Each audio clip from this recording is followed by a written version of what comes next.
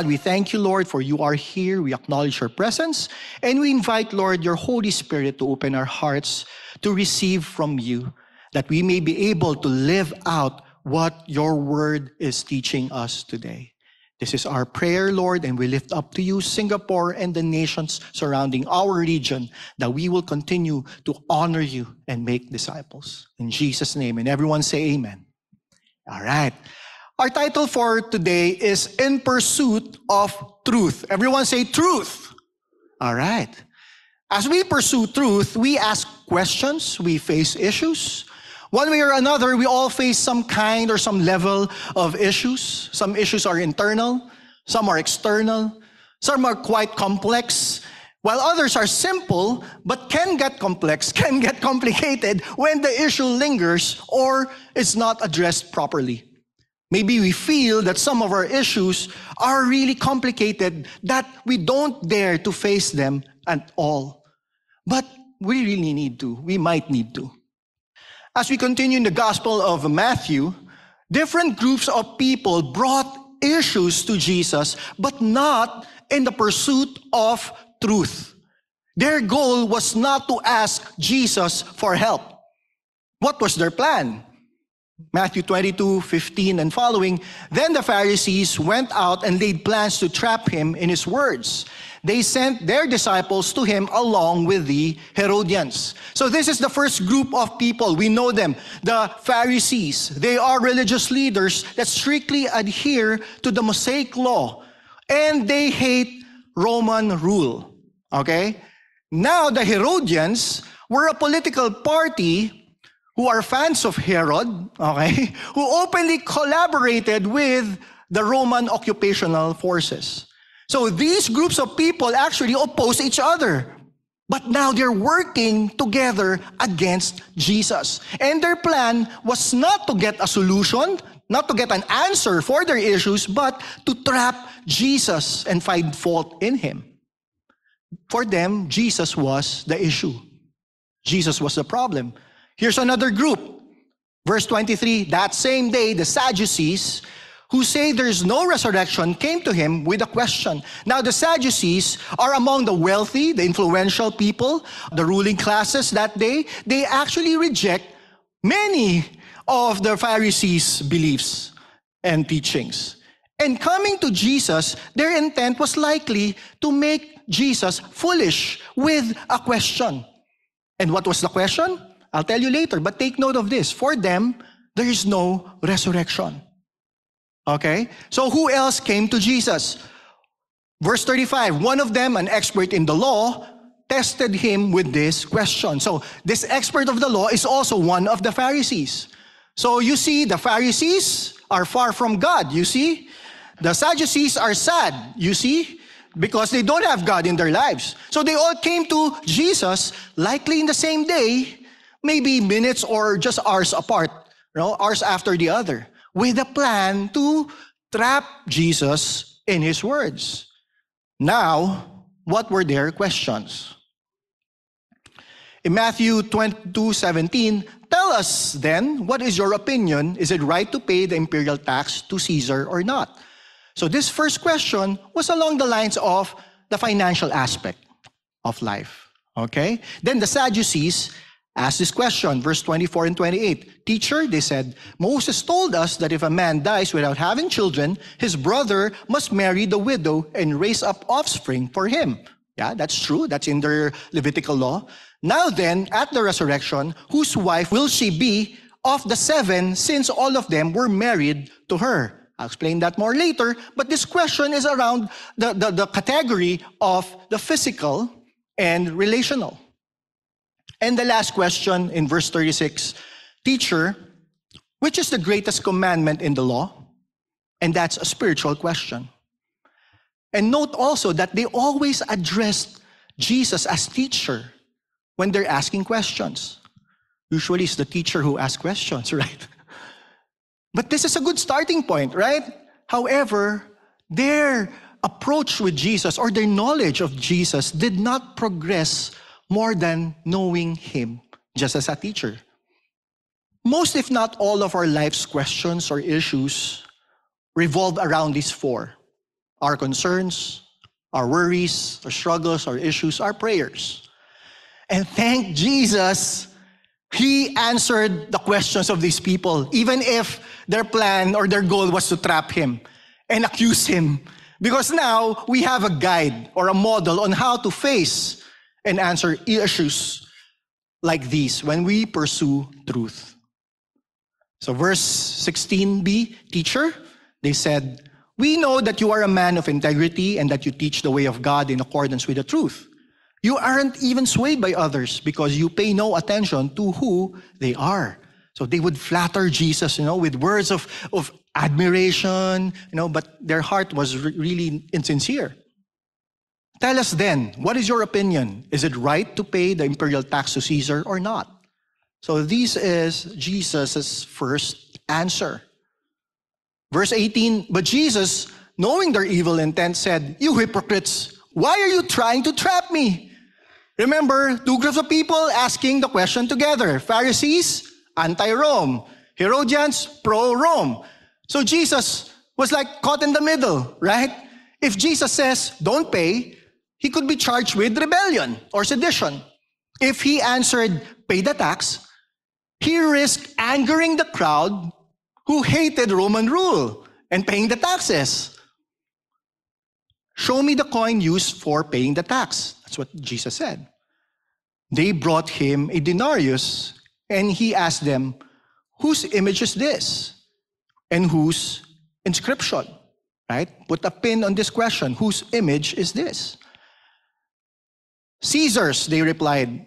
Then he said to them, so give back to Caesar what is Caesar's, and to God what is God's. So Jesus' answer here acknowledged God's ultimate authority over everything. Everyone say everything. But also a citizen's responsibility to return what is due to their governmental authorities. Verse 22, when they heard this, they were amazed. So they left him and went away. So these people were amazed at Jesus' answer, yet their hearts remained hardened, unchanged. They left Jesus instead of following him. And this is not an example for us to follow. Don't leave Jesus. But you might say, but Pastor, I don't trust my government, They're so corrupt. They will just misuse my tax, whatever I pay them. Paul writes in the book of Romans, which I believe he wrote to believers highly likely living oppressed in the city of Rome. And he writes this in Romans 13. Let everyone be subject to the governing authorities. For there is no authority except that which God has established. The authorities that exist have been established by God. Verse 6, this is also why you pay taxes, for the authorities are God's servants who give their full time to governing. Give to everyone what you owe them. If you owe them taxes, pay taxes. If revenue, then revenue. If respect, then respect. If honor, then honor. So what you pay or what you give is between you and God. Okay? And what the authorities receive and do with what you gave is between them and God. What is God's word saying to us? It's our responsibility to honor God and His designated authority. And we can honor God through our finances. Now, the second question posed to Jesus was hypothetical and quite outlandish, okay? Outlandish scenario, where a woman was successively married to 7 brothers and widowed 7 times. Now, the Jewish law held that if a husband died without an heir, okay, his brother would marry the widow to carry on his deceased brother's lineage. So the name continues, right? So the Sadducees asked whose wife the woman would be at the resurrection. So this is Jesus' second answer. And his answer is about marriage and resurrection. You are in error because you do not know the scriptures or the power of God. We have to remember the Sadducees do not believe in resurrection, yet they're asking about resurrection. They were attempting to show that the concept of resurrection was absurd. Okay? What is Jesus telling us here? Because I like this. He said, you are in error. So for us not to be in error, we need to know the scriptures. We need to know the power of God that will bring us truth. Amen?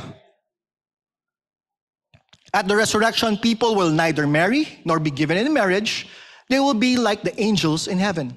So Jesus' point here was the reality and the truth of resurrection, not the lifestyle in heaven. But about the resurrection of the dead, have you not read what God said to you? I am the God of Abraham, the God of Isaac, and the God of Jacob. He is not God of the dead, but of the living. Everyone say living. Okay, thank you for saying that with a little bit of life later. I need more life, okay? Jesus answers them with something from the scriptures that they will be very familiar with, because his answer is from Exodus. The Sadducees held this as the most relevant part of Hebrew scriptures, the first 5 books, okay? Though physically dead, these men, Abraham, Isaac, Jacob, they are living in heaven because God spoke to them in the present tense. I am, right? And we need to be thinking more about life. Less thinking about dying or resurrection. Why? Because it will happen. You know, studies show that 100% of humans die. Do you believe that? So let's not think more about dying or resurrection, because that's gonna happen. We should be thinking about living in the now, in the present.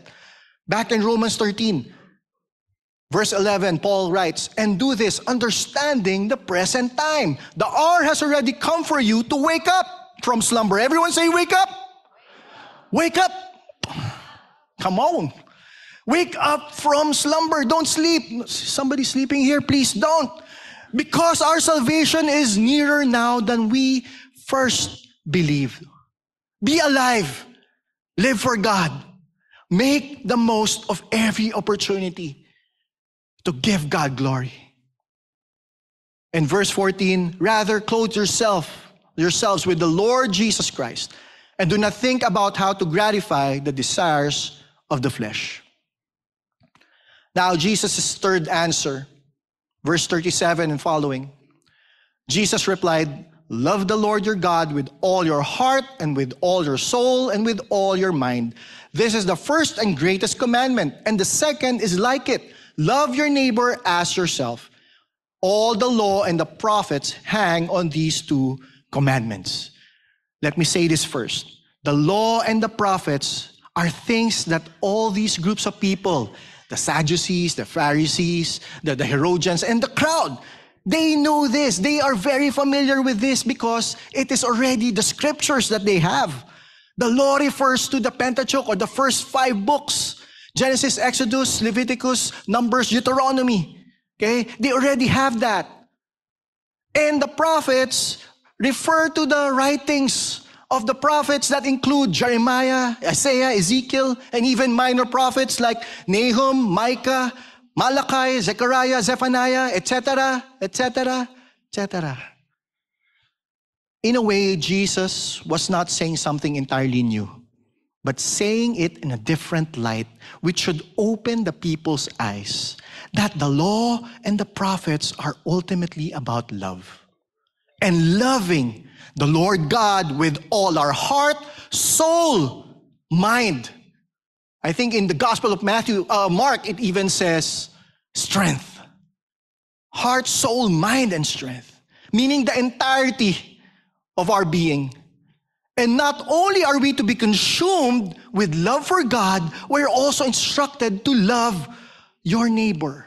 Love others with the same attention, same priority that we give ourselves. And I like this phrase, hang on. Okay, it also means depend on or summed up. So imagine a hanger, right, where you would hang clothes. If there's no hanger or the hanger is broken, the clothes what will happen? Fall off, right? If there is no love, the law and the prophets will have no value. And if we focus too much on the law and the prophets, which these religious leaders have done, and forget love, which is the summation of everything, then it's an empty belief. In 1 Corinthians 13, you might be familiar with this verse. 13 verse 2, if I have the gift of prophecy and can fathom all mysteries and all knowledge, and if I have a faith that can move mountains, but do not have love, I am nothing but a second-rate, trying hard copycat.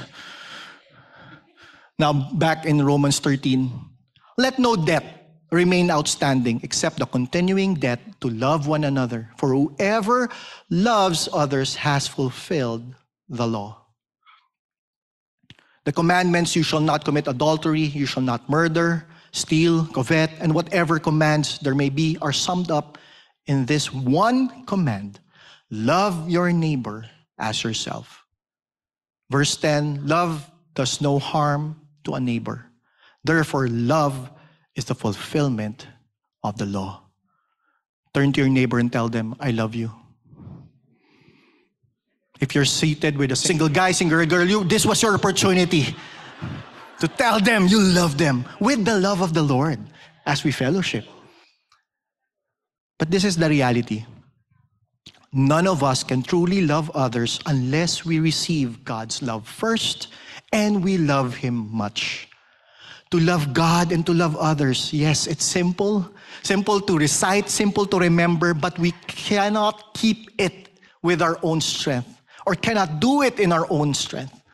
We need Jesus.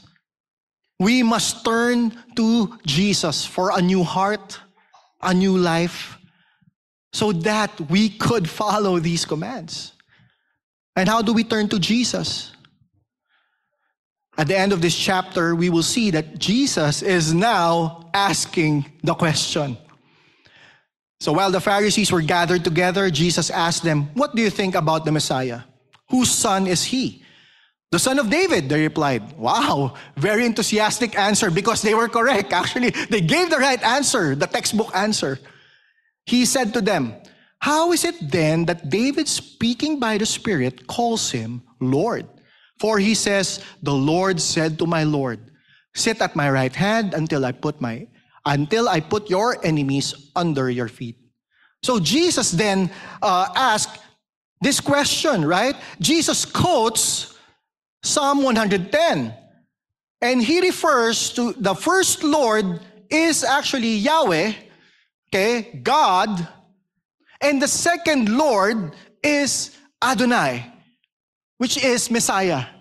So we turn to Jesus by acknowledging that He is God Almighty and that He is Lord and Savior. And we can only do this if we allow the Holy Spirit to speak to us so that we could proclaim that He is God Almighty, that He is Savior and Lord.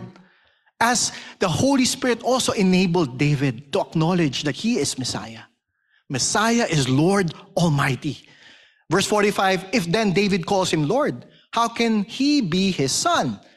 No one could say a word in reply, and from that day on, no one dared to ask him any more questions.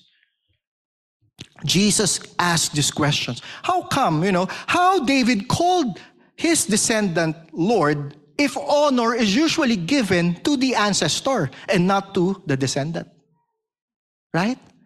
The answer is Jesus is greater than David. Because more than the descendant of King David, Jesus is God Almighty and King of Kings and Lord of Lords. Fully human, fully God. Amen? As we review, Jesus' first answer, give back rightly. Don't leave Jesus, but follow Him. Because God is the highest authority. Jesus' second answer, know the scriptures, know the power of God. And God is God of the living. And Jesus' third answer, love God with our all. Love others as ourselves, and Jesus is Savior and Lord. And as we end, I want us to ask ourselves these questions. Remember when Jesus asked about whose image was imprinted on the coin, on the money? Let's ask ourselves, whose image are we projecting? Are we showing Christ in the way we live? Or a desire for the things of this world?